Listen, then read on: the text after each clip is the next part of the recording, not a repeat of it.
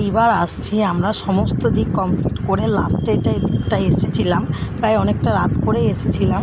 কারণ এটা দেখতে আমরা জানি সবাই যে এখানে গেলে পরে মিনিমাম 2-2.5 ঘন্টা তো লাগবেই, তারও বেশি তো কম নয়। কারণ এই বছরের আমাদের অরবিন্দ যেটা করেছে বিশেষ আকর্ষণ দক্ষিণেশ্বর কালী মন্দির, যেটা খুব ভালো করেছিল। এই যে তোমরা দেখে নাও, আশা করি যারা দক্ষিণেশ্বর গেছো, যারা চেনো, তারা প্রত্যেকেই জানো দক্ষিণেশ্বর মন্দির কেমন। আর এটা দূর থেকে কাছ থেকে পুরো একদমই মনে হচ্ছিলো যেটা অরিজিনাল দক্ষিণেশ্বর। পুরো সাইডগুলো এইগুলো যতগুলো দেখছো পুরোটাই সেম, যারা গেছো তাদেরকে বলার দরকার নেই। আর এটা মোটামুটি 20 বিঘা জমির উপরে করা হয়েছিল দক্ষিণেশ্বরটা।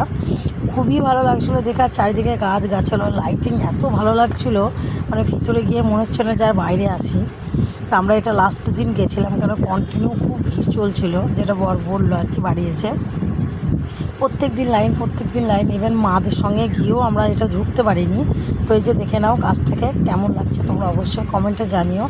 তোমরা যদি এখনও দেখতে চাও, কেউ যদি ভেবে দেখবো, তাহলে অবশ্যই কান্দিতে এসে তোমরা একবার দেখতে পারো।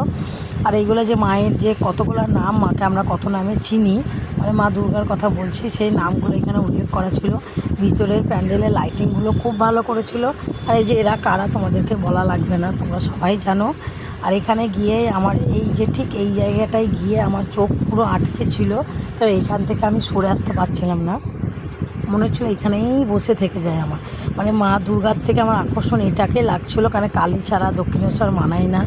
তো যাই হোক, বাইরে তো যেতেই হবে, বেশিক্ষণ ভিতরে দাঁড়াতেও দিচ্ছিলো না, তাই কোনো রকমে একটুখানি ভিডিওটা করে বেরিয়ে গেছিলাম। আর এটা এখন কালী পুজোর পর প্যান্ডেলটা খুলবে, তো চাইলে তোমরা দেখতে পারো। আর এখানে ওই মন্দিরের প্রতিমারই দুর্গা, যেটার জন্য দক্ষিণেশ্বর হয়েছে সেটা তো করেছে, আবার প্লাস এই দুর্গাটাও খুব সুন্দর হয়েছিল।